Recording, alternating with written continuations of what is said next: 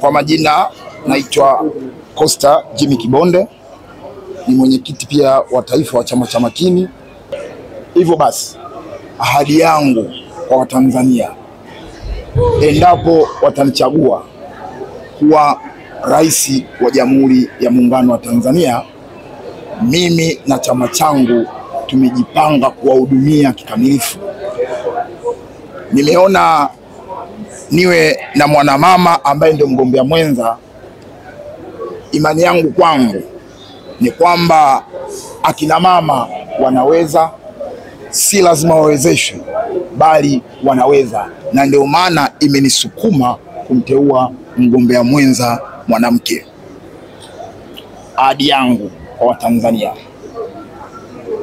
kuhusu elimu, nasema chama cha Makini kitatoa elimu bure kuanzia kindergarten, shule za msingi, sekondari kwa maana ya I level na O level mpaka chuo kikuu, bure. Kuhusu kilimo, chama changu cha Makini kimejitabanisha, ni chama kitakachokwenda kusimamia kilimo.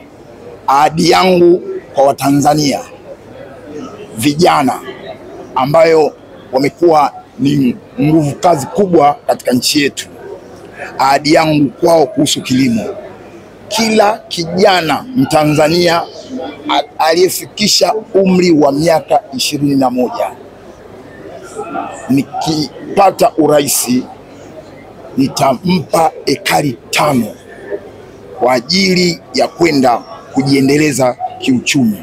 Chama chetu kinaamini ya kwamba uchumi wa Tanzania, Watanzania wao zaidi ya 60% wamejikita katika kilimo. Hivyo basi, ninaahidi nitatoa ekari 5 kwa kila kijana ambaye atafikisha umri wa miaka 21. Pia sio kutoa ekari 5 tu, bali nitafanya jitihada za makusudi. Mimi na wasaidizi wangu tutatoa pembejeo, mathalan mbolea na pia matrekta. Chama chetu imani yake ni kwamba uwezi ukamkomboa Mtanzania kwa kilimo cha jembe la mkono. Tunaamini ya kwamba mashine zipo na zitarahisisha, na kivyovyote vile Watanzania tutazalisha kilimo kwa maana ya mazao kwa kiwango kikubwa, na hatimaye nchi yetu itapata uchumi kupitia kilimo.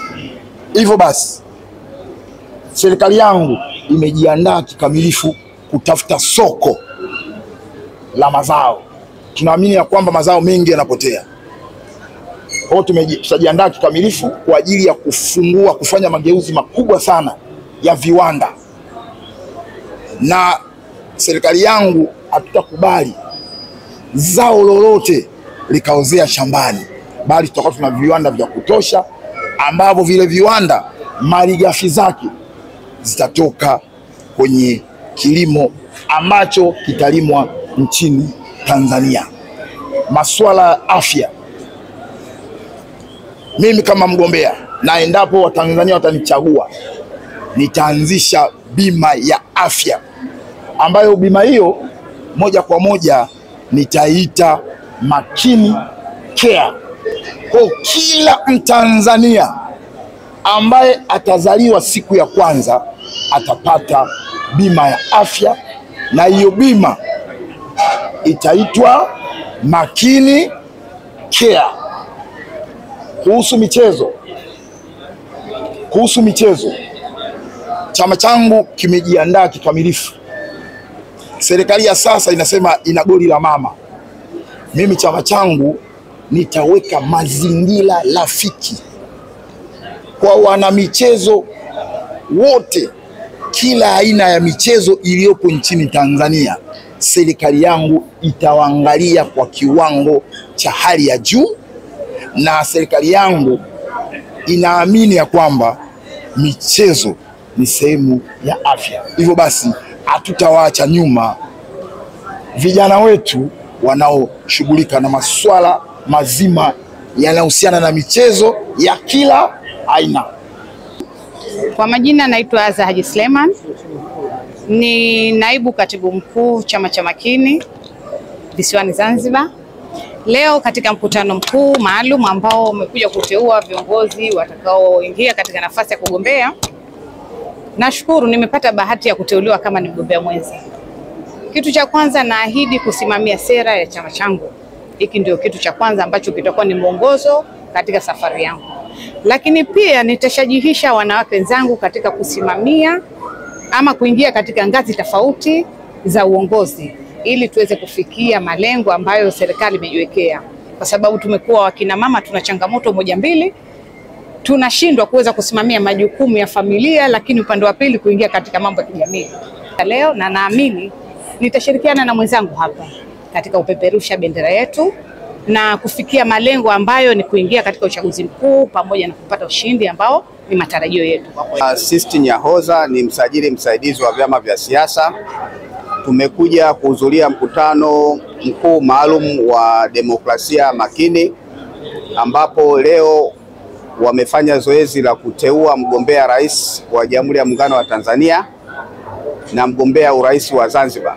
Na wengi wao wanakosea kusema mgombea urais wa serikali ya Mapinduzi Zanzibar kama walivyoandika wenyewe hapa, lakini sahihi yule ni mgombea urais wa Zanzibar, sio serikali ya Mapinduzi Zanzibar. Sasa wamefanya uteuzi, mkutano wao kama mlivyoona wenyewe mkija hapa. Mkutano ulikuwa mzuri, umeanza shamla tangu barabarani huko, bendera zimebandikwa na wenyewe mnavyowaona hapa wanapendeza, wamevaa sare zao, t-shirt, kofia, wanapendeza. Kwa hii na maana kwamba walijiandaa vizuri, kwamba mchakato wa uchaguzi ndio umekwisha anza, ndio maana wao wanafanya zoezi la kuteua wagombea. Sasa tunaelekea kwenye uchaguzi wenyewe ambapo kutakuwa na uteuzi wa wagombea rasmi wa ile tume huru ya uchaguzi, halafu tuingie kwenye kampeni, halafu uchaguzi wenyewe. Kwa tumewaasa katika kipindi hiki wajitahidi sana, pamoja na ushindani uliopo, wadumisha amani, utulivu, uzalendo na umoja wa taifa, kwa sababu kwenye ushindani mtu anaweza kutamani kufanya vitu ambavyo vinakiuka sheria. Kwa tumewasihi sana, huu ndio muda mahususi sana wa kuhakikisha kwamba wanazingatia sheria.